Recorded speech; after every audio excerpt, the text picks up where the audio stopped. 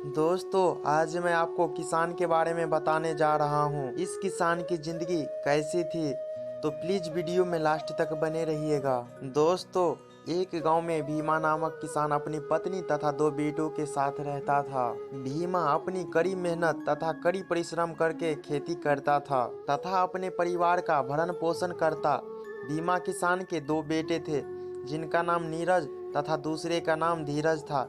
लेकिन यह दोनों अपने पिता के कृषि कार्यों में किसी भी प्रकार के योगदान नहीं करते थे। भीमा और भीमा की पत्नी शकुंतला दोनों खेत में जाकर कड़ी मेहनत करते थे और खेती से जो मुनाफा होता था वह अपने परिवार को भरण पोषण तथा दोनों बेटों की शिक्षा पूरी करते थे।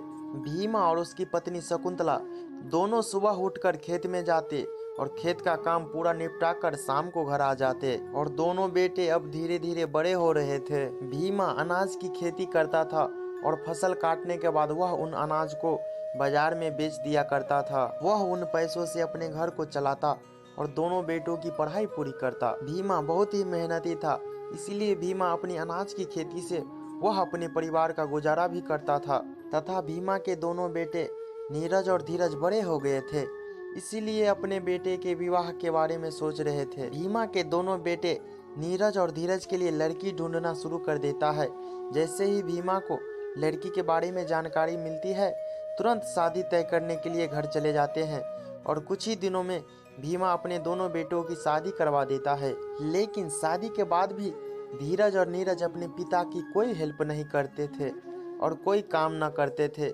इधर बेचारा भीम अपनी पत्नी के साथ खेत में जाकर काफी परिश्रम करते थे और परिश्रम करके सबका भरण पोषण करते थे।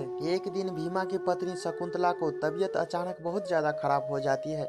उस समय भीम बहुत घबरा जाता है और भीम तुरंत अपनी पत्नी को खेत से उठाकर घर ले आता है और शकुंतला को घर पर छोड़कर भीमा डॉक्टर को तुरंत बुलाने के लिए चले जाते हैं। लेकिन जब तक भीमा डॉक्टर को लेकर आता है तब तक काफी देर हो जाती है और भीमा की पत्नी शकुंतला की मौत हो जाती है। यह देखकर भीमा की बहुत बड़ा झटका लगता है और वह दुखी होकर शकुंतला के मौत पर काफी रोने लगता है। भीमा अपनी पत्नी शकुंतला की मृत्यु के बाद भीमा को अकेलापन महसूस होने लगता है। लेकिन दोनों बेटों को उनकी माँ की मृत्यु का कोई गम ही नहीं था। अगले दिन भीमा दुखी होते हुए भी खेत चले जाते हैं, लेकिन फिर भी धीरज और नीरज अपने पिता की खेती में कोई मदद नहीं करता है।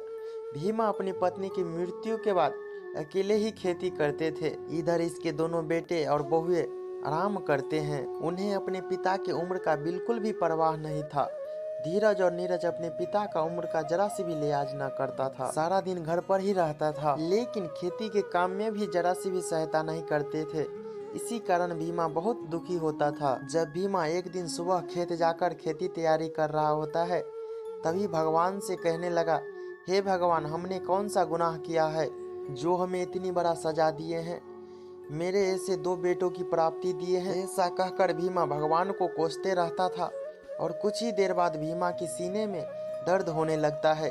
भीमा को अधिक दर्द सदमे की वजह से हार्ट अटैक आ जाता है और इनकी क्षण में ही मौत हो जाती है। भीमा की मृत्यु के बाद गांव वालों ने भीमा के बेटे को कई भला बुरा कहने लगा। भीमा के दोनों बेटों को कोसते रहे। यह कहने लगे कि भीमा को उसके बेटे ही ने हत्या की है। ऐसा सभी ग्रामीण लोग बोलते रहे, जिससे धीरज और नीरज को काफी शर्मिंदगी महसूस होने लगा और गांव की मुखिया धीरज और नीरज को कहने लगा कि काश तुमने पिता की देखभाल की होती और खेती में काम के साथ दिया होता, तो आज तुम्हारे पिता भीमा तुम्हारे साथ होते। दोस्तों, आज मैं आपको बताना चाहूँगा कि बचपन से जो हमारे लिए माता पिता कठिन परिश्रम करते हैं और हमारी खुशी के लिए कड़ी मेहनत और मजदूरी करके हमें पढ़ाते हैं और हमें काफ़ी बड़ा आदमी बनाने का सपना देखता है, हम इन्हें कैसे छोड़ सकते हैं? माता पिता हमें इतना प्यार करता है और कई मुसीबतों का सामना करता है और हमें उस काबिल बनाते हैं। हम ऐसे माता पिता को पल भर भी नहीं छोड़ सकते हैं। दोस्तों, हमें उम्मीद है आप लोगों की यह कहानी पसंद आई होगी। तो प्लीज़ चैनल को सब्सक्राइब करके बेल आइकन को जरूर प्रेस कर लेना। तो दोस्तों, अब मैं जाने का इजाज़त लेता हूँ। धन्यवाद।